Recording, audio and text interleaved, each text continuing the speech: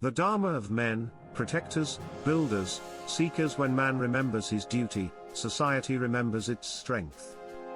Introduction, the forgotten responsibility. There was a time when the word man carried weight. It was not measured by the size of his muscles or the volume of his voice, but by the steadiness of his character, the depth of his responsibility, and the purity of his intention.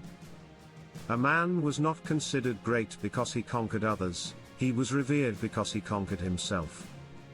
He was not called strong because he could take life, he was honored because he could protect it. In the noise of the modern world, that image has faded. Masculinity is either glorified as aggression or mocked as outdated. Responsibility is often dismissed as oppression. Leadership is confused with domination. And duty, the sacred foundation of manhood, is treated as a burden to be avoided rather than a path to be embraced. Yet Sanatan Dharma has always held a different view. It has never defined man as a ruler over woman, nor as a rival to her power. Instead, it has defined him as a pillar, one half of a cosmic balance, without which the other half cannot stand.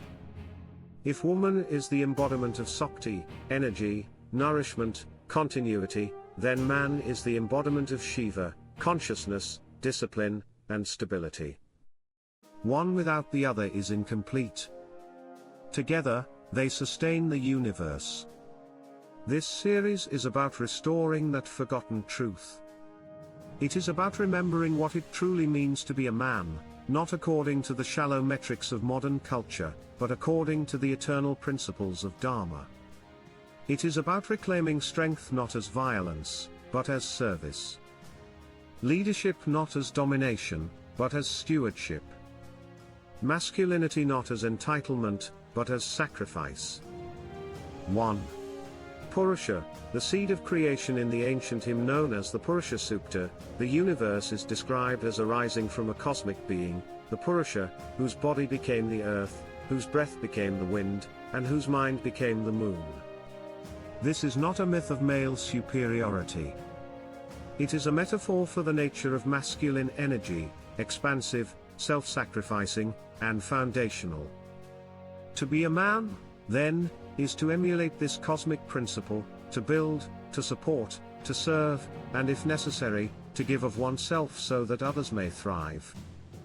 A man's greatness does not come from what he takes, but from what he is willing to give. His value is measured not by the power he holds over others, but by the burdens he willingly carries for them. 2. The three duties, protect, provide, preserve. Sanatan Dharma teaches that every man's life is structured around three essential duties. The first is to protect, not just his family, but truth, justice, and the vulnerable. The second is to provide, not merely materially, but emotionally, intellectually, and spiritually. The third is to preserve, to safeguard the traditions, values, and knowledge that make civilization possible. Protection does not mean aggression. It is not the right to dominate, it is the willingness to stand between harm and the innocent. Provision is not about wealth alone. It is about creating stability, nurturing growth, and enabling others to flourish. And preservation is not blind adherence to the past, it is the intelligent stewardship of wisdom so that it can serve the future. These duties are not optional. They are the essence of masculinity. When a man neglects them, he becomes a danger to himself and a burden to others. When he embraces them, he becomes a source of strength to all who depend on him. 3. The warrior's code, courage with compassion. In the Mahabharata, the warrior Arjuna hesitates before the battle of Kurukshetra, torn by doubt and despair. Krishna reminds him that his duty is not to avoid conflict, but to fight when righteousness is at stake, not for power, but for justice. This is the essence of the warrior's dharma. Masculinity is not brutality. True strength is always governed by compassion. A man must be strong enough to defend, but wise enough to know when defense becomes oppression. He must cultivate the courage to act when action is necessary, but also the humility to restrain himself when it is not. The warrior's path is not a license for violence, it is a discipline of service. It demands courage not only on the battlefield, but in the daily battles of life, standing up for truth, protecting the weak, defending integrity even when it is unpopular. 4. The householder, guardian of prosperity. The second stage of a man's life in the traditional system is Grastha, the householder stage. Here, his role is not to conquer lands or chase pleasures, but to build a sanctuary, a home that becomes a temple for his family and a pillar for society. The householder's dharma is to provide stability.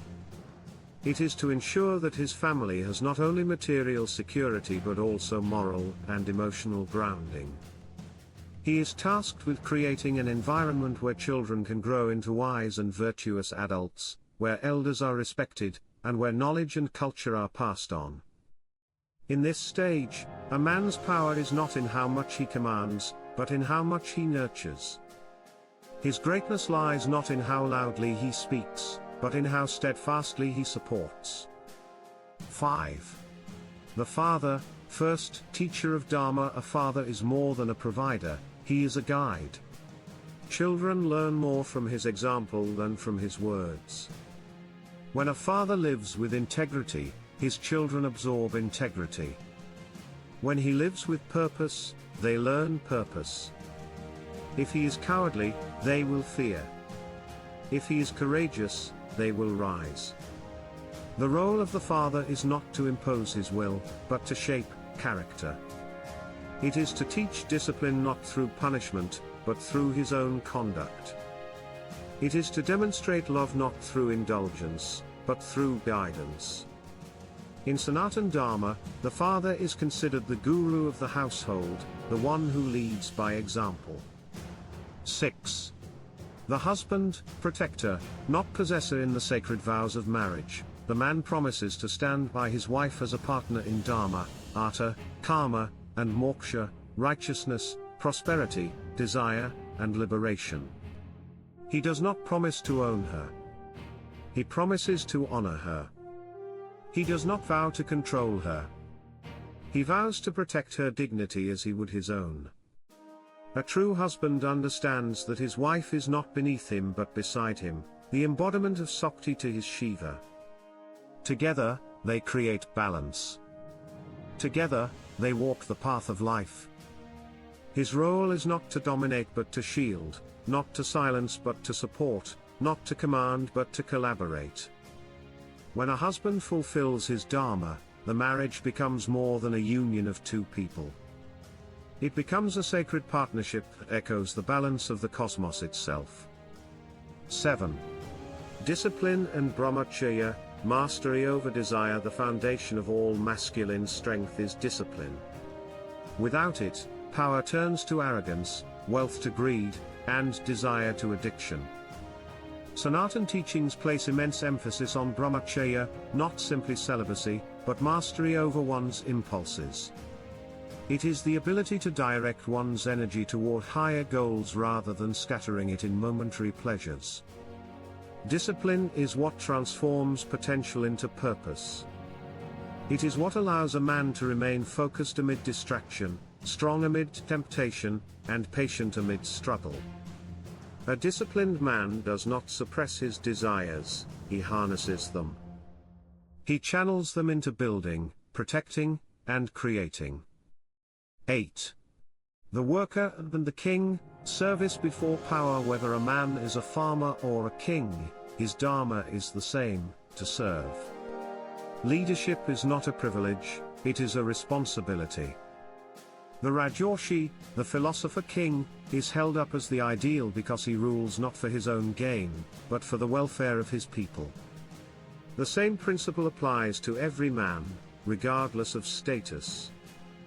The measure of his greatness is not how many people serve him, but how many he serves. True authority is earned through sacrifice, not seized through force.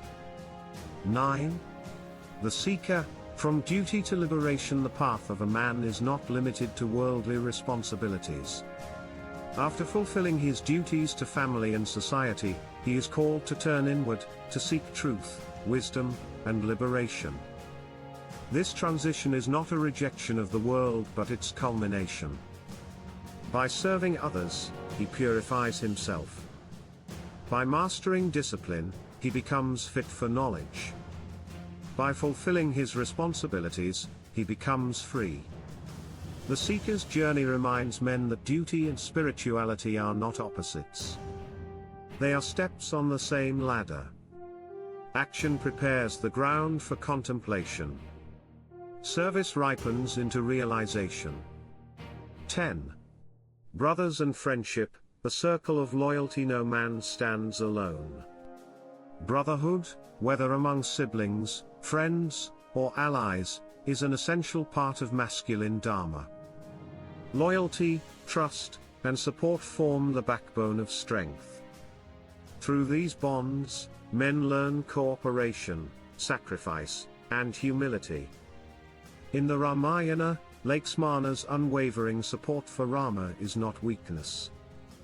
It is strength, the strength to stand beside another in adversity, to share burdens, and to remain loyal even when the world turns away. A man who values brotherhood builds communities that endure.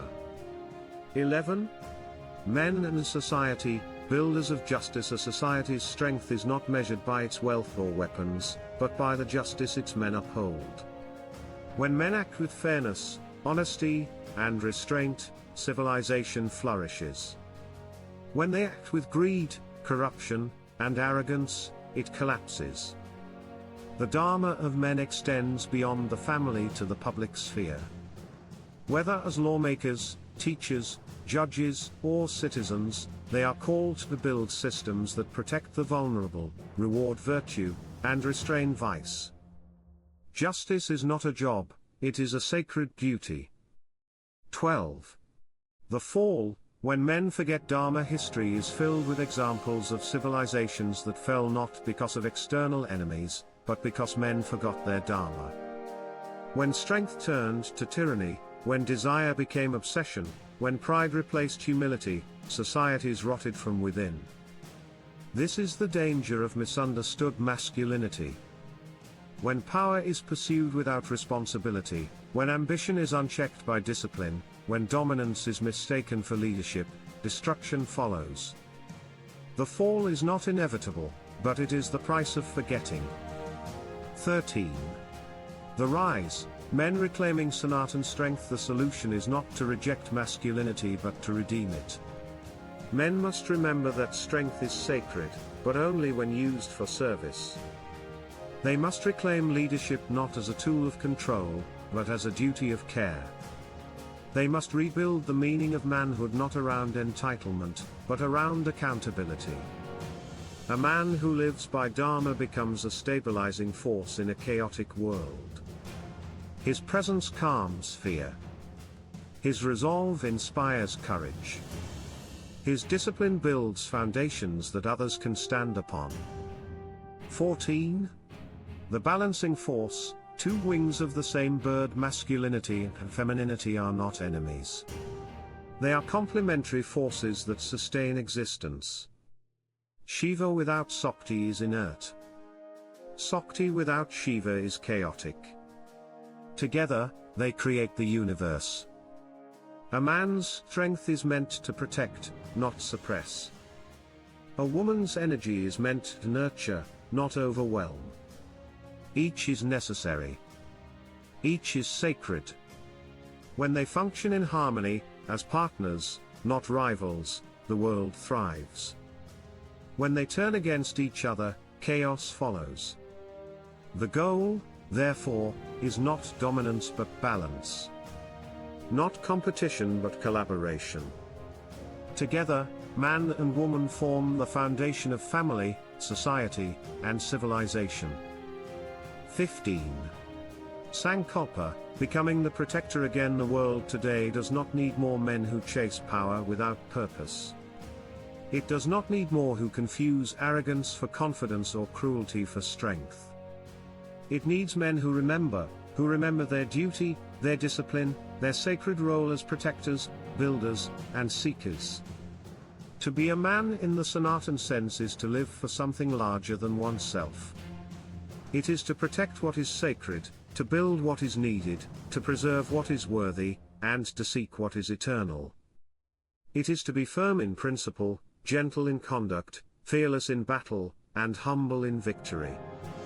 This is not an outdated ideal. It is a timeless one. It is not a relic of the past. It is a blueprint for the future. Because when man remembers his Dharma, he does not only uplift himself, he uplifts his family, his community, his nation, and his world. Conclusion: the eternal strength. There is a verse in the Mahabharata, Dharma Raksati Raksita, Dharma protects those who protect it. The same is true of masculinity. When a man protects his duty protects him. When he honors his responsibilities, those responsibilities honor him. When he uses his strength to serve, that strength serves him in return. The Dharma of men is not a burden, it is a privilege. It is not about ruling over others, but about ruling oneself. It is not about demanding respect, but about earning it. It is not about taking, but about giving. In a world that has forgotten the meaning of manhood, Sanatan Dharma offers a reminder: a man is not measured by how much he has, but by how much he gives. Not by how loudly he speaks, but by how steadfastly he stands. Not by how many bow before him, but by how many rise because of him. When man remembers this, the pillars of civilization rise again. And when those pillars rise, the world, and everyone in it, can stand tall.